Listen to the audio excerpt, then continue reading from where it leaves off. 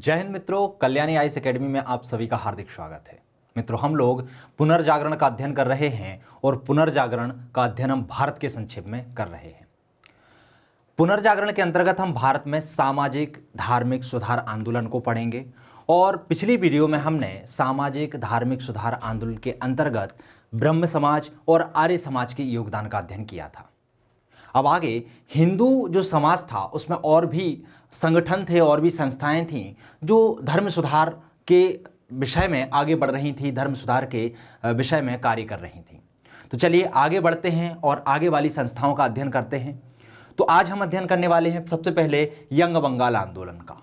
Young Bengal आंदोलन चूंकि यह युवाओं के लिए चलाया गया था और बंगाल में चलाया गया था, इसलिए इसे यंग बंगाल आंदोलन कहा जाता है। यह नवीन विचारधाराओं से ओतप्रोत आंदोलन था। इसमें जो पुरानी पड़ चुकी विचारधाराएं थीं उसे हटाने का कार्य किया गया था। और यदि हम यंग बंगाल आंदोलन की बात करें तो इसका प्रारंभ 1826 ईस्वी में हुआ था। कब हुआ था? 1826 ईस्वी में। किसके द्वारा किया गया था? तो वह किया गया था हेनरी विलियम डेरिजियो के द्वारा। हेनरी विलियम डेरिजियो ने 1826 में बंगाल में यंग बंगाल आंदोलन की शुरुआत की थी। इस आंदोलन की यदि हम प्रकृति की बात करें तो वह अत्यधिक आधुनिक विचारों से उत्प्रोत थी, अर्थात वह अत्यधिक आधुनिक विचारों को लिए हुए थी और जो समाज में, जो धर्म में पुराने विचार पड़ चुके थे, जिनमें कुरीतियां आ चुकी थी, उनको हटाने का कार्य यह कर रहा था। यदि हम इस आंदोलन की विशेषताओं की बात करें तो यह पुरानी और हिरासोन्मुख विचारधाराओं का विरोध करता था। यह आंदोलन क्या करता था? जो पुरानी पड़ चुकी विचारधाराएं हैं, जो हिरासोन्मुख हो गई हैं, जो अवनति की ओर इंसान को ले जा रही हैं, उनका इसमें विरोध किया जाता था। साथ ही साथ इसमें नारी के अधिकारों का समर्थन किया गया, नारी शिक्षा पर बल दिया गया, नारी को समाज की मुख्य धारा में लाने के लिए विभिन्न प्रकार के कार्य चलाने पर सहयोग दिया गया। इसमें प्रेस की स्वतंत्रता पर भी बल दिया गया, अर्थात इसमें कहा गया कि लोगों को अधिक से अधिक जागरूक होना चाहिए और वह जागरूक कब होंगे? जब उन्हें दैनंदिनी की चीज़ों की जानकारी होगी, अर्थात वह जानकारी हमें प्रेस के माध्यम से प्राप्त होती है। और इन्होंने प्रेस को स्वतंत्र रखने की बात कही। इन्होंने कहा कि प्रेस को स्वतंत्र होना चाहिए, इस पर किसी का नियंत्रण नहीं होना चाहिए। इन्होंने मजदूरों तथा रैयतों की सुरक्षा पर बल दिया। उन्होंने कहा कि अंग्रेज सरकार हो या फिर जमींदार हो, किसी के द्वारा भी मजदूर और रैयत अर्थात किसानों का शोषण नहीं होना चाहिए। इन्हें स्वतंत्र रूप पर रहना चाहिए। इन्हें किसी भी प्रकार की बंधुआ मजदूरी का शिकार नहीं बनने देना चाहिए। इन्होंने सरकारी सेवाओं में भारतीयों की नियुक्ति को लेकर भी जोर दिया, नियुक्ति को लेकर भी आंदोलन चलाया। इन्होंने हेनरी विलियम डेरिजियो के नेतृत्व में जो यंग बंगाल आंदोलन चल रहा था, इस आंदोलन के तहत ब्रिटिश सरकार से मांग की गई कि जो भारतीय हैं उनको भी जो सरकारी सेवाएं हैं, जो प्रशासनिक सेवाएं हैं, उनमें भर्ती कराने का मौका मिलना चाहिए। तो दोस्तों, यदि आपसे यंग बंगाल आंदोलन पूछ लिया जाता है, किसी भी प्रकार से पूछा जाए, चाहे वह 3 नंबर में पूछा जाए, चाहे वह 5 नंबर में पूछा जाए, आपको दोनों तरीके से तैयार रहना है। यदि 3 नंबर में पूछता है तो आप इसका प्रारंभ, किसके द्वारा इसका प्रवर्तक किया गया है, किसके द्वारा यह चलाया गया और इसकी प्रकृति कैसी थी, ये तीनों पॉइंट आप लिख सकते हैं। और यदि 5 नंबर में पूछा जाता है तो आपको इसकी विशेषताएं भी इसमें समाहित कर देनी है। क्लियर हुआ? चलिए आगे बढ़ते हैं। हम बात कर लेते हैं Henry William Derozio. Henry Vivian जो डेरिजियो हैं, इनके विषय में भी 3 नंबर में प्रश्न बन सकता है। तो हमें क्या पता होना चाहिए? सबसे पहले तो जो हेनरी विवियन डेरिजियो हैं, उन्होंने यंग बंगाल आंदोलन को चलाया था, अर्थात यंग बंगाल आंदोलन के प्रवर्तक कौन थे? हेनरी विवियम डेरिजियो थे। इन्हें आधुनिक भारत का राष्ट्र कवि कहा जाता है। तो ये आपको ध्यान रखना है कि आधुनिक भारत का राष्ट्र कवि किसे माना गया है या किसे कहा जाता है? तो हेनरी विलियम डेरिजियो को आधुनिक भारत का राष्ट्र कवि कहा जाता है। इन्होंने हैसवेरस एवं कलकत्ता साहित्य में बजट का प्रकाशन किया था। तो ये इनकी उपलब्धियां हैं, इनको आप ध्यान रखिएगा। यदि ये व्यक्ति आपसे 3 नंबर में पूछ लिए जाएं तो इनके विषय में कम से कम 3 फैक्ट आपको याद रखने हैं। यहां मैं आपको प्रकृति बता दूं कि 3 नंबर के प्रश्न में सीधे सीधे नाम पूछे जाते हैं, या कोई आंदोलन चल रहा होगा तो वह आंदोलन पूछा जाता है, या किसी की युक्ति होती है तो वह युक्ति पूछी जाती है। तो आपको यदि कोई महान व्यक्ति हैं जिनके द्वारा कोई आंदोलन चलाया गया है, किसी संस्था का निर्माण किया गया है और उस संस्था ने समाज में, धर्म में और सुधार हेतु कई कार्य किए हैं, तो आपको उनके विषय में थोड़ी बहुत जानकारी होना चाहिए। आगे बात करते हैं हम थियोसॉफिकल सोसाइटी। थियोसॉफिकल सोसाइटी ने भी भारतीय समाज में बहुत ज़्यादा सुधार किए, उन्होंने धर्म में सुधार किए और समाज में बहुत नवीन नवीन सुधार करने की पहल की।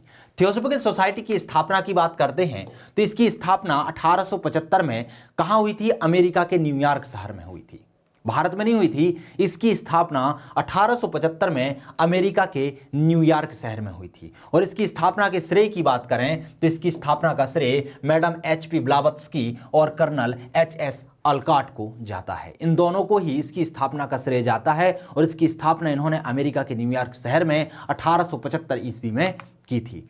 भारत में इसकी स्थापना कहां हुई थी? तो भारत में इसकी स्थापना मद्रास के अडेयार में हुई थी। और कब हुई थी? तो यह 1882 में हुई थी।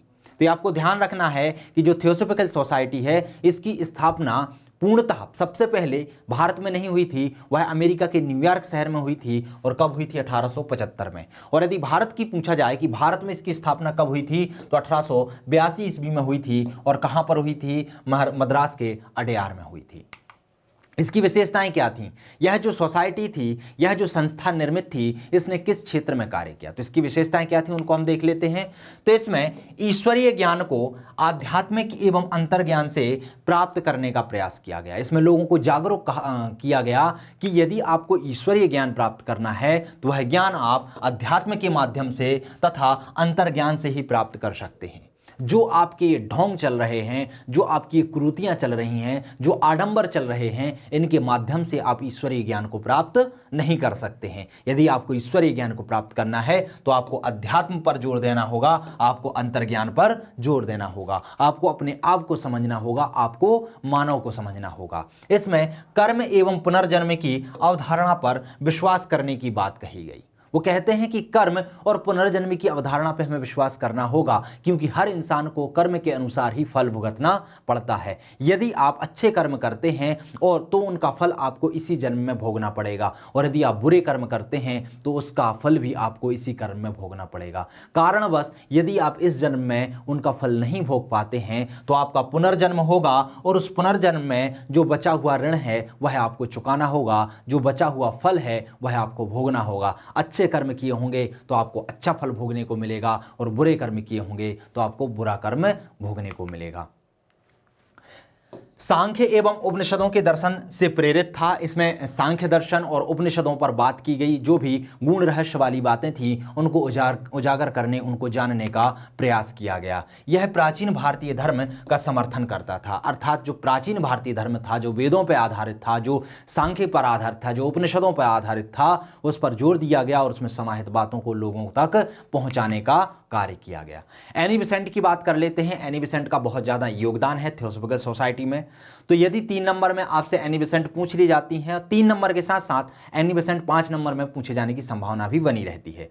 तो हम एनी बेसेंट के विषय में थोड़ा सा जान लेते हैं। तो जो एनी बेसेंट थी वह भारतीय महिला नहीं थी। वो कहाँ की महिला थी? आयरिश महिला थी। कहा कि आयरलैंड की महिला थी, उनको जो नागरिकता प्राप्त थी तो उनको आयरिश की नागरिकता प्राप्त थी, आयरलैंड की नागरिकता प्राप्त थी। इसीलिए कहा जाता है कि वह आयरिश महिला थी। 1893 में उनका भारत में आगमन होता है। भारत में आगमन के बाद फिर एनी बेसेंट भारतीय नागरिकता को स्वीकार कर लेती हैं। बाद में इन्होंने भारत में आगमन के बाद जो थियोसॉफिकल सोसाइटी है उसकी सदस्य बन जाती हैं और थियोसॉफिकल सोसाइटी का प्रचार प्रसार करना प्रारंभ कर देती हैं।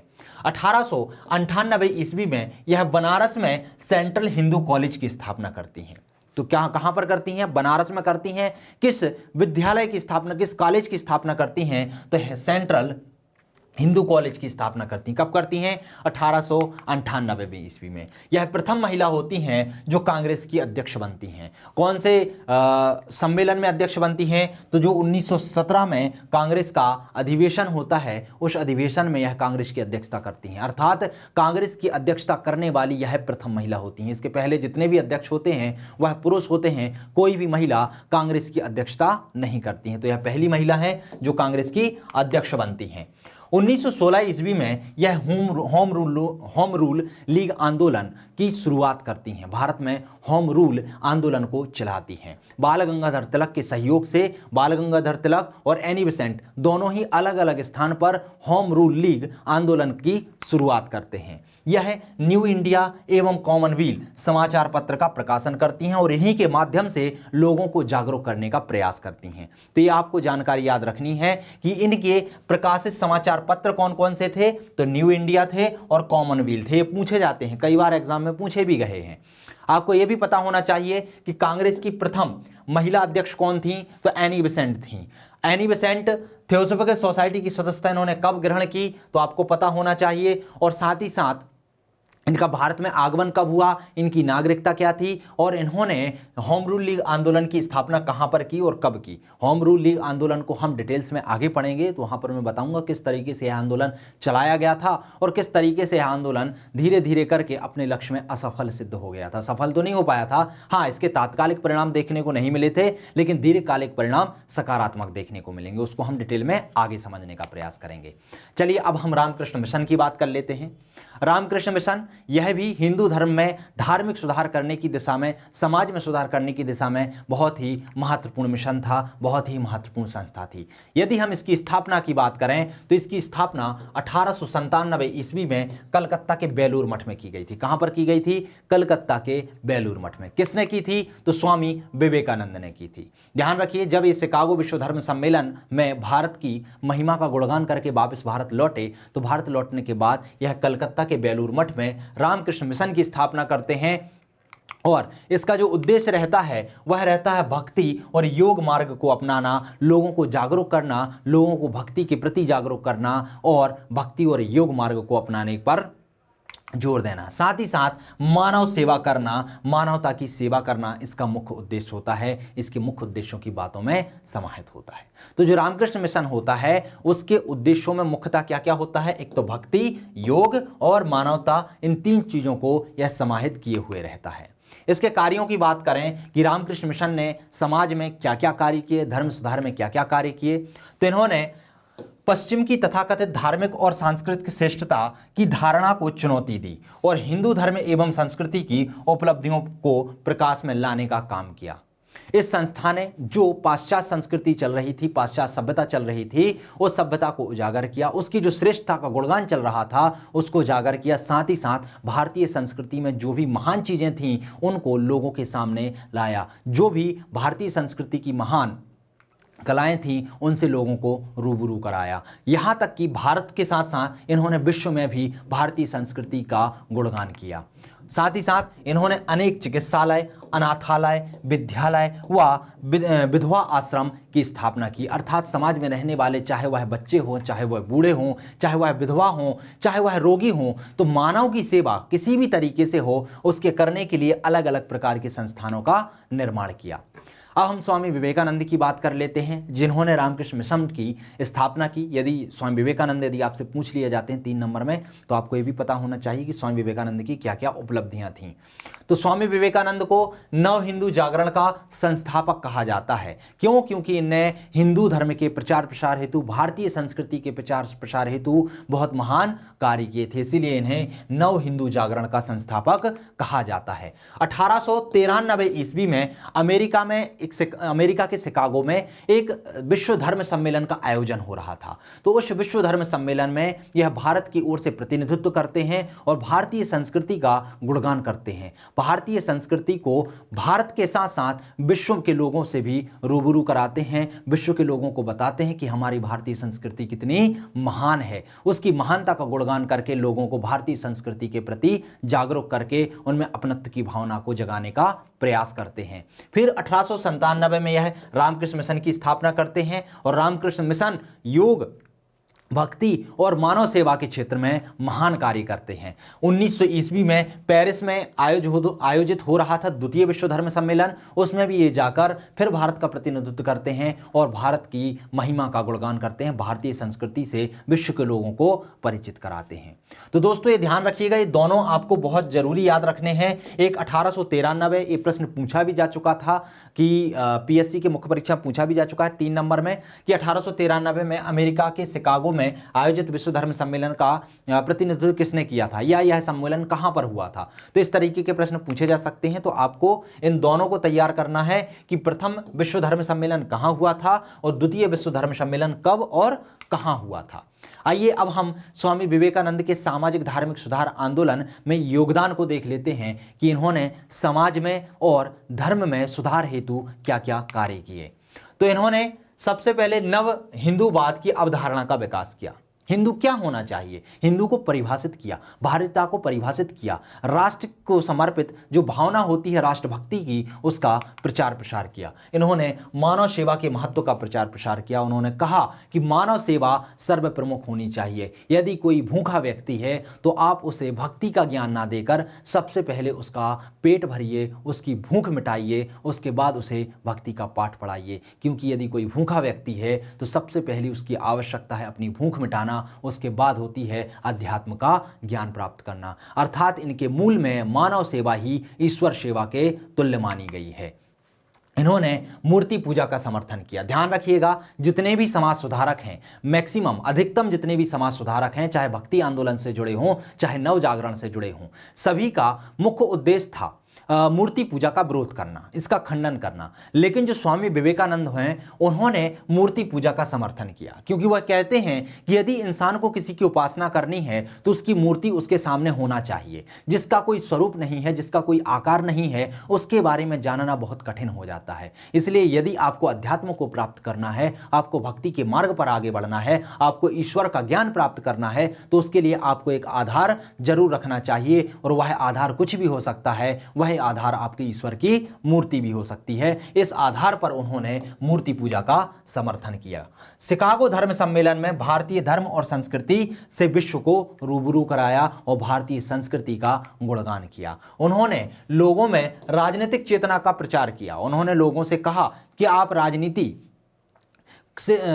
के विषय में जानिए और राजनीति में पार्टिसिपेट या भागीदारी करिए। उन्होंने युवाओं से अपील की। उन्होंने कहा कि वे भारत की प्राचीन सभ्यता पर गर्व करें और भविष्य में भारत की संस्कृति को मानव जाति के कल्याण हेतु समर्पित करें। अर्थात आपको अब भारतीय होने पर गर्व होना चाहिए, आपको अपनी भारतीय संस्कृति पर गर्व करना चाहिए। आप पाश्चात्य संस्कृति की ओर ना भागकर अपनी भारतीय संस्कृति को समझें, उसकी जो अच्छी अच्छी चीजें हैं उसको उजागर करें, उससे जागरूक हों और अपनी भारतीय संस्कृति को आगे बढ़ाते हुए अपने अंदर राष्ट्रभक्ति की भावनाओं को जागृत करें।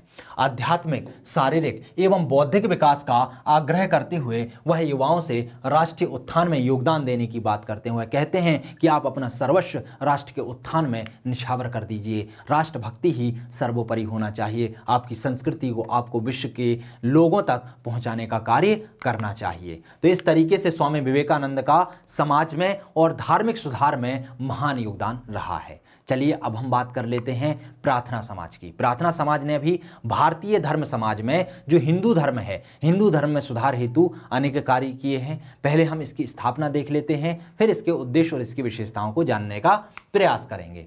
तो इसकी स्थापना 1867 ईस्वी में कहां पर हुई थी? बंबई में हुई थी। और इसकी स्थापना करने का जो श्रेय है वह आत्माराम पांडुरंग को जाता है। आत्माराम जो पांडुरंग है, उन्होंने केशव चंद्र सेन की से प्रेरणा लेते हुए प्रार्थना समाज की स्थापना की थी। और प्रार्थना समाज को प्रसिद्धि दिलाने का श्रेय किसको जाता है? महादेव गोविंद रानाडे को जाता है। ध्यान रखिएगा, कई किताबों में आप पढ़ेंगे तो लिखा रहता है कि प्रार्थना समाज की स्थापना आत्माराम पांडुरंग एवं महादेव गोविंद रानाडे ने की है। तो दोनों ने नहीं की, इसकी स्थापना की थी आत्मारंग पांडुरंग ने। लेकिन प्रार्थना समाज को प्रचार प्रसार करने के लिए या इसका प्रचार प्रसार सबसे ज़्यादा किसने किया था? तो महादेव गोविंद रानाडे ने किया था। अर्थात प्रार्थना समाज को जो समृद्धि है वह या समृद्ध करने या फैलाने का कार्य महादेव गोविंद रानाडे ने किया था। और किसकी प्रेरणा से इसकी स्थापना हुई थी? तो केशव चंद्र सेन के।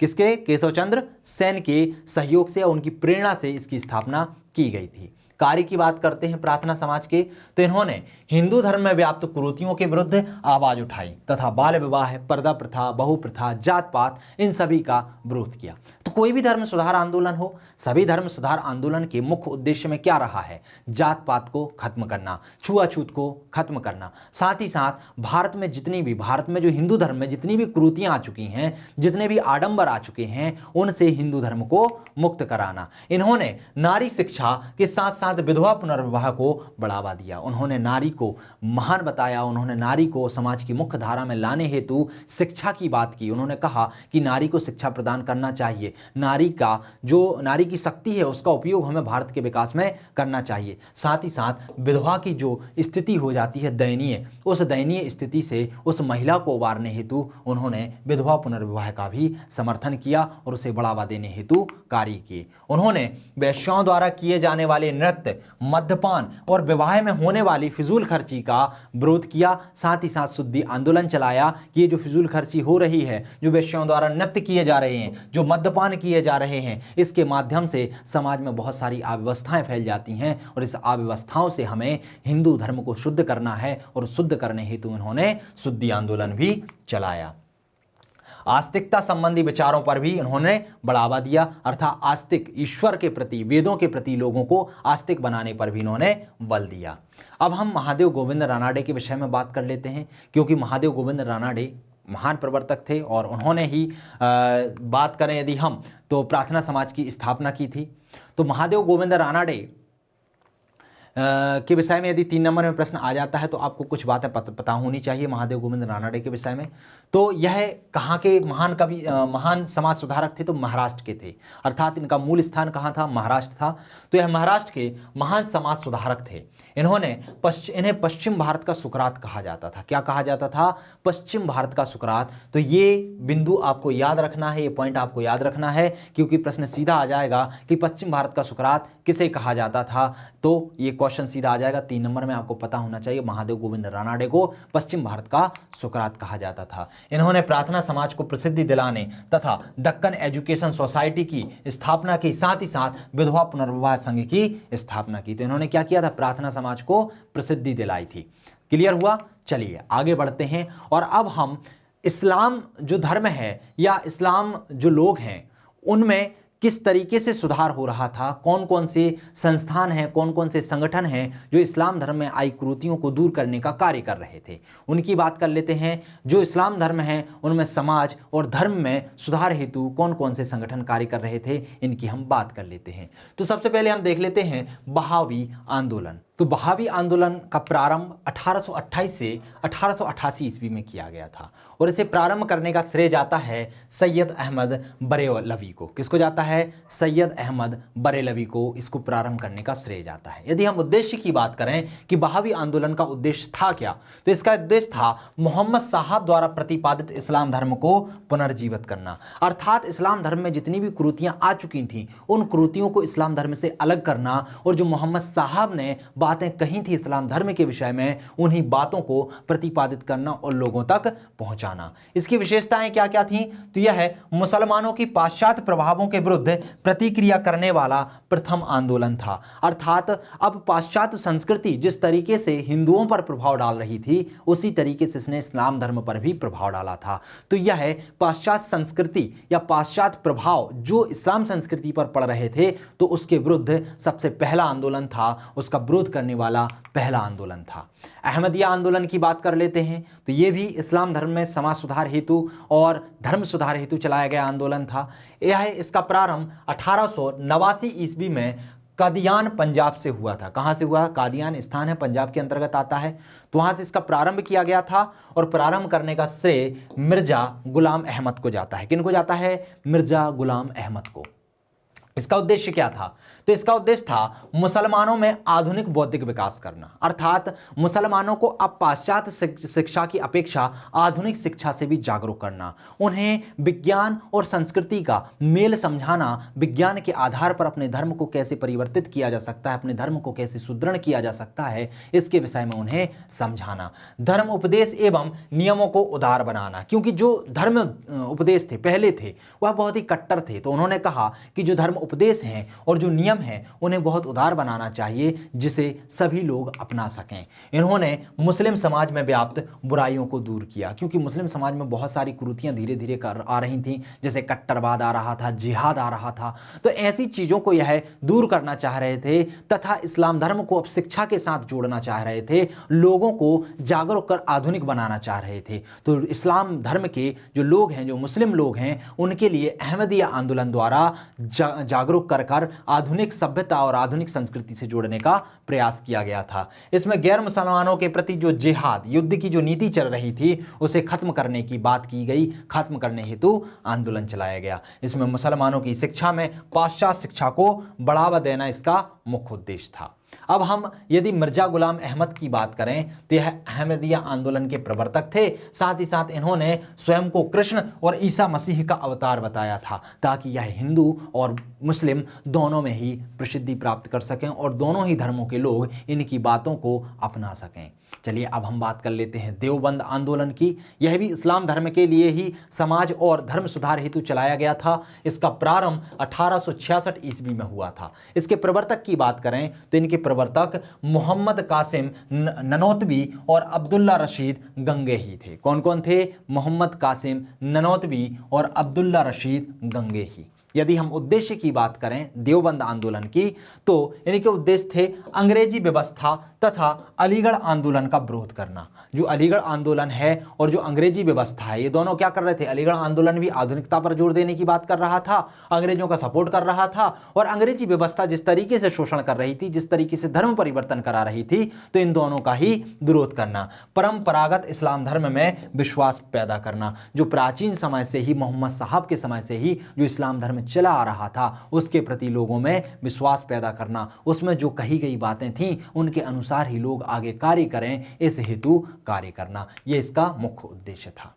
अब ये तो हुए इस्लाम धर्म की। फिर हमने देखा था कि पारसी धर्म में भी कुछ समाज सुधार, धर्म सुधार हेतु का आंदोलन चलाए जा रहे थे, और वह आंदोलन चलाए जाने का जो कार्य है वह कौन कर रही थी? रहनुमाई मजदयान सभा कर रही थी। रहनुमाई मजदयान सभा की बात करें तो इसकी स्थापना 1851 ईस्वी में बंबई में की गई थी, और इसे स्थापित करने का श्रेय दादा भाई नौरोजी और नौरोजी फरदौन तथा MS बंगाली को जाता है। इसमें प्रमुख नाम दादा भाई नौरोजी का ही आता है। आप सिर्फ इसको भी याद रख लें तो आपका काम बन जाएगा। उद्देश्य क्या थे?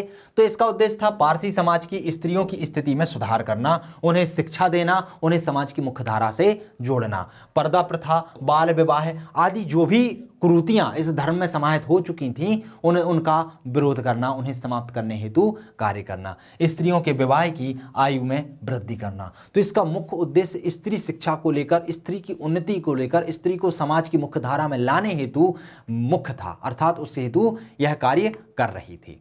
अब हम बात कर लेते हैं एक और हिंदू धर्म में एक आंदोलन चलाया गया था जो कि मुख्यतः ब्राह्मण विरोधी था। उसे कहा गया था आत्मसम्मान आंदोलन।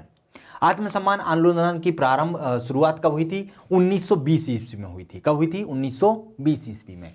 और जो आत्मसम्मान आंदोलन है यह चलाया गया था रामास्वामी नायकर, उर्फ इन्हें पेरियर भी कहा जाता है, अर्थात पेरियर के द्वारा इस आंदोलन का प्रवर्तक किया गया था। इस आंदोलन की शुरुआत की गई थी। कब की गई थी? 1920 में की गई थी। और यह कैसा आंदोलन था? तो यह ब्राह्मण विरोधी आंदोलन था। इसका उद्देश्य था बिना ब्राह्मण के विवाह करना।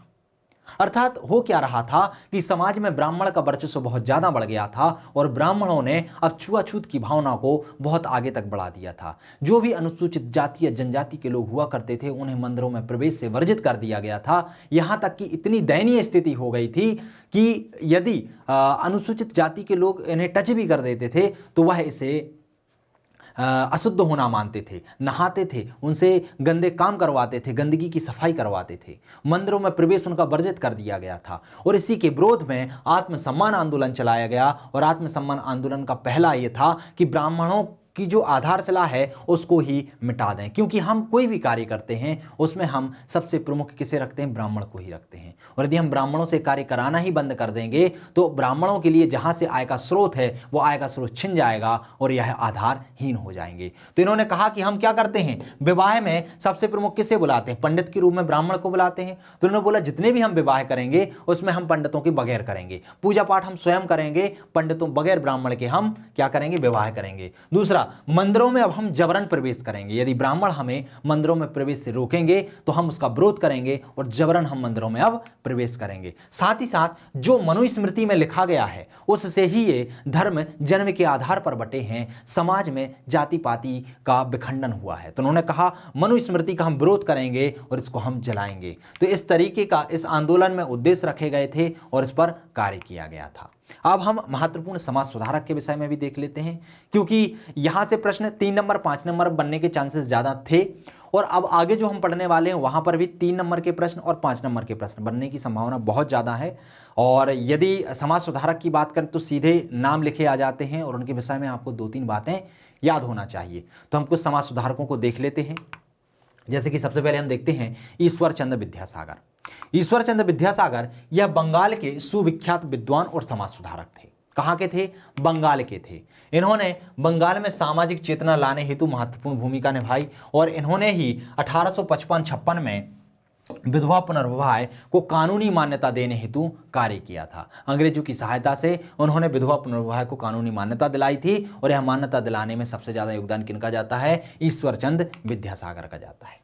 डीके कर्वे की बात करें तो डीके कर्वे महिलाओं की दशा सुधारने की दृष्टि में सर्वाधिक लंबे समय और सबसे अधिक कार्य करने वाले महान व्यक्ति माने जाते हैं। इन्होंने महिला की दशा सुधारने हेतु कार्य किया है। बहुत लंबे समय तक यह आंदोलन चलाते रहे हैं। इन्होंने ही प्रथम महिला विश्वविद्यालय की स्थापना की थी। पॉइंट आपको याद रखना है कि प्रथम महिला विश्वविद्यालय की स्थापना करने का श्रेय किसको जाता है? तो डीके कर्वे को जाता है। बात करते हैं पंडित रामबाई। पंडित जो रामाबाई हैं वह स्त्री शिक्षा एवं महिला अधिकारों के प्रति जागरूकता फैलाने या जागरूकता का विकास करने वाली महान समाज सुधारिका थी। उन्होंने पहली बार विधवा शिक्षा के लिए प्रयास किया। ध्यान रखिएगा, इस समय विधवाओं की स्थिति बहुत दयनीय हुआ करती थी। विधवाओं को उनकी जिंदगी इस तरीके से हो जाती थी, यदि किसी महिला का पति शांत हो जाता था या उसका देहावसान हो जाता था तो उस महिला का जो सामाजिक जीवन है वो पूरा अस्त व्यस्त कर दिया जाता था। उसे जो खाने पीने की चीज़ें हैं वह बहुत ही साधारण हो जाती थी, अर्थात वह मन का ना खा सकती थी, ना मन का पहन सकती थी, ना मन से कहीं घूम सकती थी। साथ ही साथ शिक्षा उन्हें पहले से दी नहीं जाती है तो वह आधारहीन हो जाती हैं और दूसरों पर ही डिपेंड रहती हैं। इसीलिए महिलाओं की दशा सुधारने के लिए एक तो विधवा पुनर्विवाह पर जोर दिया गया और साथ ही साथ विधवाओं की शिक्षा पर जोर दिया गया। और विधवाओं की शिक्षा के लिए प्रयास किसने किया था? पंडित रामाबाई ने किया था। इन्होंने महाराष्ट्र में आर्य महिला समाज की भी स्थापना की थी। अब यदि हम ज्योतिबाई फूले की बात करें तो ज्योतिबा जो फूले हैं वह उन्होंने सर्वप्रथम ब्राह्मण विरोधी जातीय आंदोलन चलाया था। ध्यान रखिए, इन्होंने भी महिला शिक्षा की दिशा में महत्वपूर्ण कदम उठाए थे। और इन्हीं की पत्नी सावित्रीबाई जो फूले हैं उन्हें भी महान समाज सुधारक की श्रेणी में रखा जाता है। इन दोनों ने ही मिलकर महिला शिक्षा की दिशा में महान कार्य किए थे। इन्होंने 1873 ईस्वी में सत्यशोधक समाज की स्थापना की थी और गुलामगिरी नामक पुस्तक निकाली थी। कौन सी पुस्तक निकाली थी? गुलामगिरी नामक पुस्तक निकाली थी।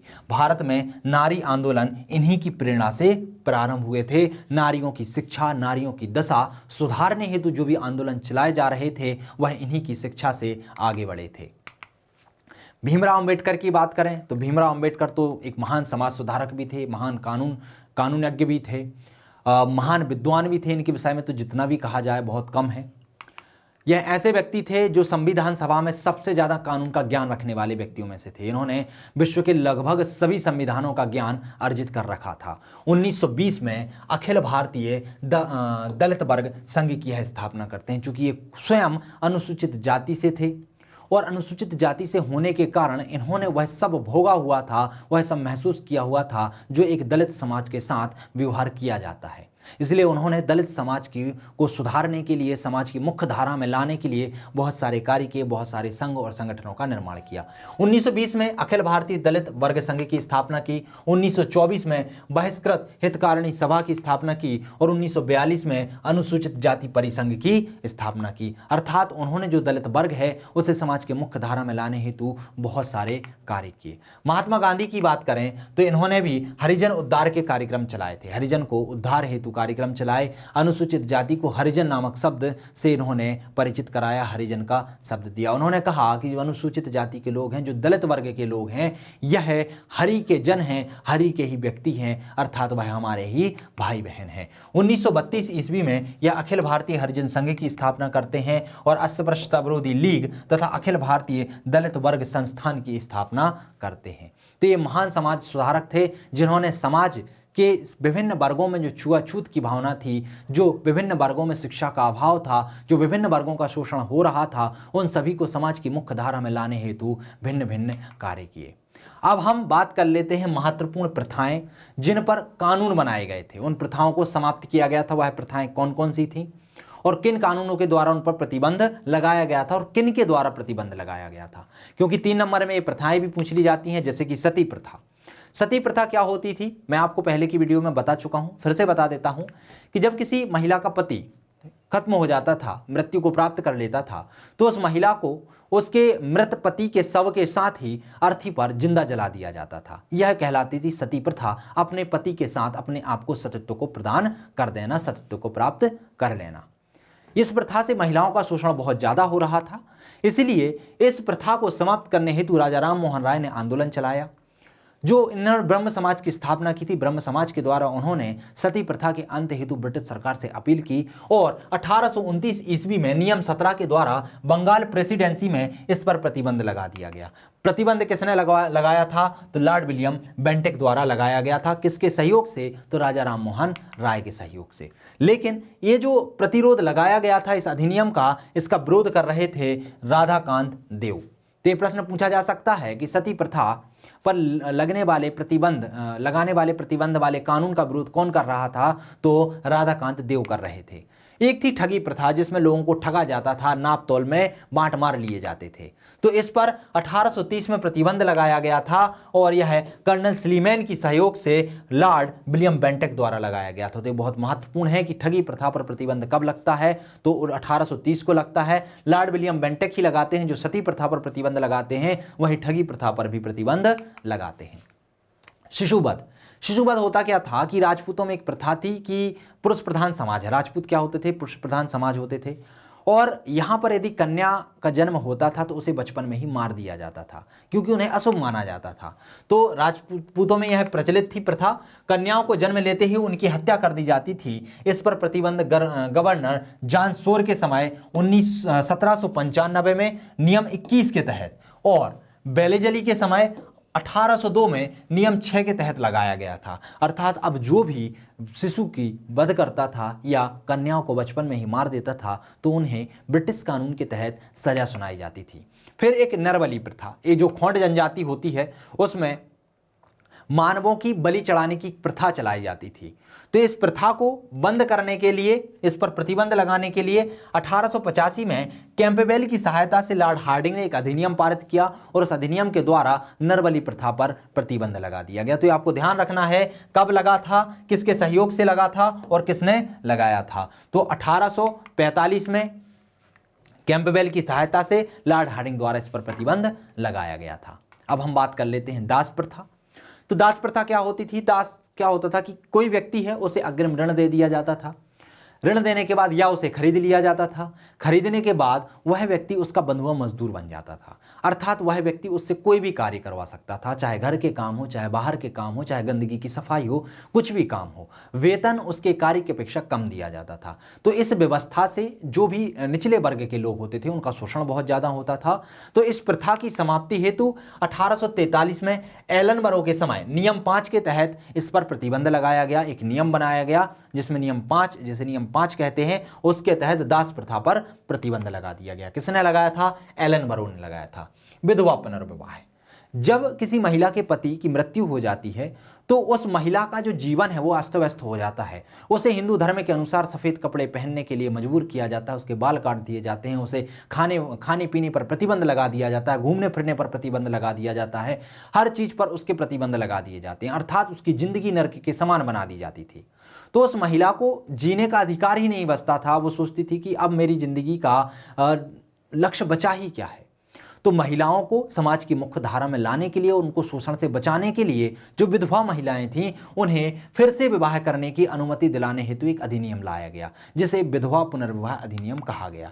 यह 1856 ईस्वी में ईश्वर चंद्र विद्यासागर की सहायता से लॉर्ड डलहौजी के समय लाया गया था और विधवा पुनर्विवाह को वैधानिकता प्रदान कर दी गई थी और वैधानिक तौर पर विधवा को पुनर्विवाह करने की अनुमति दे दी गई थी। फिर एक शारदा अधिनियम आया था 1929 ईस्वी में। डॉक्टर हरविलास शारदा के प्रयासों से लड़की और लड़के की आयु, पहले क्या था, शादी की आयु बहुत कम होती थी, बाल विवाह कर दिए जाते थे, लेकिन शारदा अधिनियम के द्वारा लड़के और लड़कियों की आयु को बढ़ा दिया गया। इसमें क्रमशः लड़की की आयु 14 वर्ष और लड़के की आयु 18 वर्ष निर्धारित की गई कि इससे कम आयु पर लड़की और लड़के की शादी नहीं की जाएगी, क्योंकि इससे कम समय पर यह मैच्योर नहीं हो पाते हैं, यह अपने सही गलत के विषय में नहीं सोच पाते हैं। तो इनकी आयु को बढ़ाने के लिए, विवाह की आयु को बढ़ाने के लिए यह अधिनियम लाया गया था। फिर एक आया था सिविल मैरिज एक्ट, जिसे नेटो मैरिज एक्ट कहा जाता है।